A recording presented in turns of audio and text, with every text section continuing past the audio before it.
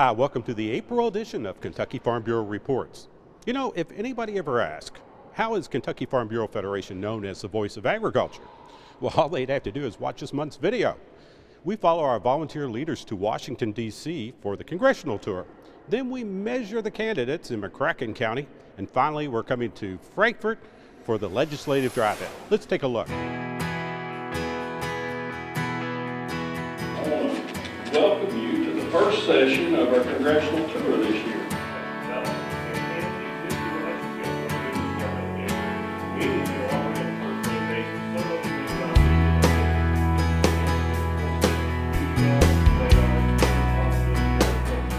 Nearly 200 Farm Bureau volunteer leaders traveled to Washington, D.C. recently to talk face-to-face with Kentucky's congressional delegation to examine a variety of issues facing our farming communities.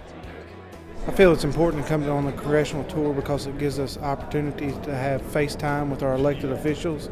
At home it's one thing to be able to meet them at a barbecue or a coffee, but to be on their home turf, to be here and discuss issues in our nation's capital when a lot of what we're here to discuss is happening in real time, and so it's a very timely visit for us this year, especially to be able to discuss those issues. And I want to thank all of you for taking time from your busy schedules to come to Washington, D.C. and give us the opportunity to visit During with you. the annual congressional breakfast, the representatives took the opportunity to address our members about current topics they felt were important.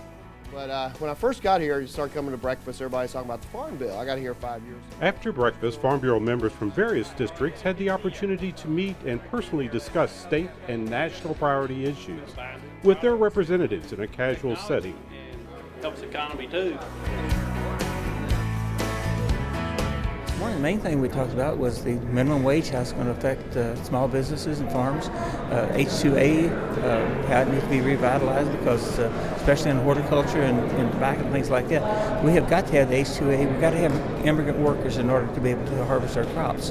And even though we do not use H-2A, we're just telling him of the problems we're having with the Department of Labor, the FDA, and just, so he knows on the grassroots, the problems we're having.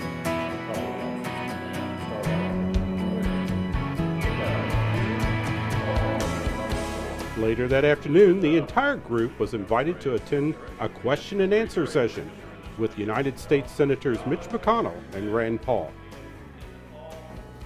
The Environmental Protection Agency's created a depression in eastern Kentucky and made it very difficult for your life as well. We have a nation full of sort of busybody regulators who believe that if you're making a profit, you're up to no good. Both senators consider the gathering a valuable opportunity to learn about the issues important to Kentucky. Our proposal is where you have dramatically high unemployment to lower the income tax, the corporate income tax, the federal personal income tax, the payroll tax, and the capital gains tax. Lower it so significantly that a lot of money will be left. So in eastern Kentucky, if we did this in the impoverished communities, the communities with double-digit unemployment, it'd be over $1 billion. Here since probably the late 60s, and it's a time when we can relate to our congressmen, our senators, and talk to them one-on-one, even though we get to at home. I think it makes a difference when we're able to come to Washington and they see that we are very sincere about the programs that we need, programs that we are interested in. So I think it's a worthwhile cause.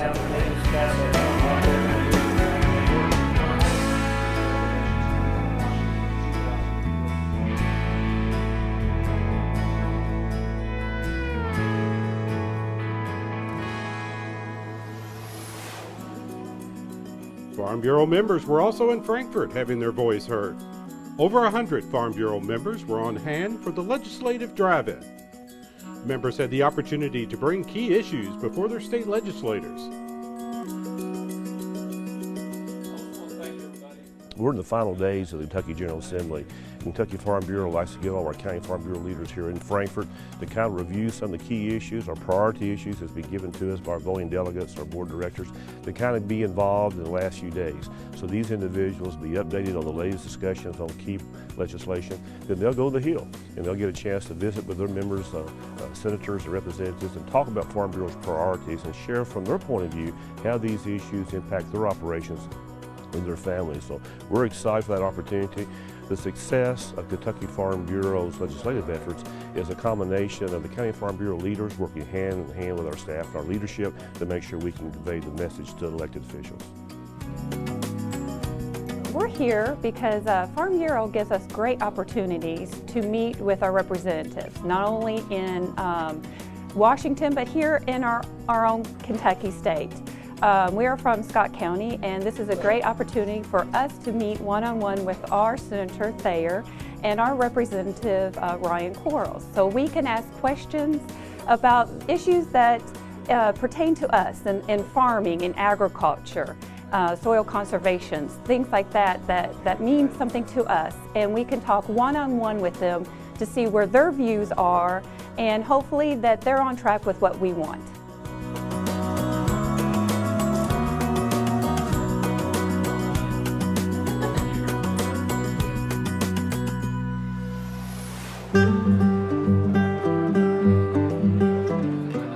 We'd like for our whole county to know who's running, and they can tell us all a little bit about themselves, sort of our opening meet and greet of the campaign. Each candidate, we'll give them 5 minutes to basically just introduce themselves, and if they have a small platform at this time, we'd like for them to present it. So let's go ahead and set the ground rules, and we'll get the candidates up here because that's what we all came here for tonight. First of all, Farm Bureau does not endorse political candidates. We're here as nonpartisan. We're here to put on a public forum so that you as a public can be better informed, and hopefully the more of us participate in our elections, the better country that we'll have. I appreciate everything Farm Bureau is doing, and I think it says a lot about the character of Farm Bureau for putting this on and inviting all candidates. You know, Farm Bureau as a good corporate neighbor, I mean, getting involved in the community like this, allowing us to come out and have a venue to educate people so that they can hopefully make an informed decision about who they want to support for a candidate, I think it's tremendous. It's often difficult to get groups together to be able to share your message with, and Farm Bureau stepping up and hosting this, I think will benefit all the candidates, benefit the community. We'd like to catch their attention early on and know that we're active in community affairs, and we would hope that the candidates would always look for us if there was any questions or interest in agriculture, that we would be the first ones they would go to. So it's not done very often, but in almost every case where they have merged these cities and these counties, growth slowed down. Over 200 Farm Bureau women gathered in Lexington for their annual leadership conference. We hope that there will be close to 250 ladies here before the 2 days are over with. We want to encourage them, to appraise them on their accomplishments, but we also want to instill in them the importance of what they do in their counties, as well as to give them some new ideas and some new strategies for working with their women in their county levels and working with their Farm Bureau boards as well. The two-day conference featured various workshops, tours, and motivational speakers. The conference gives the women a chance to network and compare their different roles in their agriculture community. The 28th annual Kentucky Farm Bureau Beef Expo took place this past month. Farm Bureau's executive committee was on hand to present checks to the outstanding winners at the show. In 2007, Kentucky Farm Bureau became the key sponsor to ensure many more years of success for the expo. Our friends from the Kentucky Farm Bureau, they're actually singing along with Under the Street Lamp right now. Hi, I'm Tim Bischoff, and we are so glad that you've joined us for this concert. Farm Bureau Federation and Insurance teamed up to show their community support by answering telephones for the KET Telefund. Volunteers to help us tonight. Tim, thank you. We're so pleased KET gave us opportunity tonight for all our colleagues to be here tonight to participate tonight. The event raised money to continue quality programming on KET. So thank you all for coming in. Give yourselves a hand.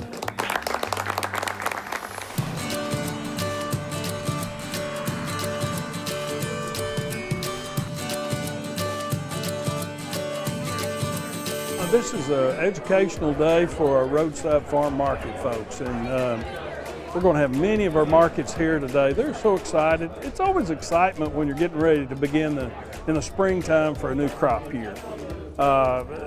really we're going to talk about marketing issues, we're going to talk about regulatory issues here today, and all those things is what affects the success of these markets. It's going to be a fun day. You know, I don't care whether you live in Kentucky or California or Alabama or wherever. If you're in the business of producing food and packaging and retailing it on the farm and doing all the things to make that happen as a local producer, I feel like you're related to me. I feel a kindred to you. And of course, too, our commissioner has got a crew for industrial hemp program to be active now.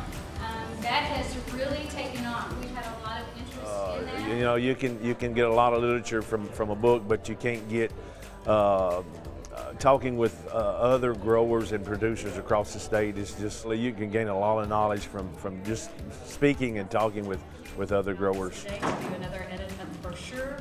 I know many of you are going to be excited to know that we have changed the design to the brochure after all these years. You know, at Farm Bureau, we want to have everyone under the tent for agriculture, all commodities, whether it's livestock, grain producer, tobacco. Certainly we want folks that are growing fruits and vegetables and floriculture to be a part of our system. Everyone is under the tent in Farm Bureau.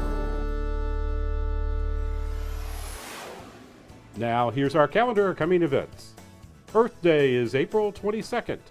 And don't forget, postmark deadline for the Paul D. Everman, the Lewis F. Eisen, and the Young Farmer Scholarship applications is April 25th. Well, that's it for this month's report. We'll see you next time.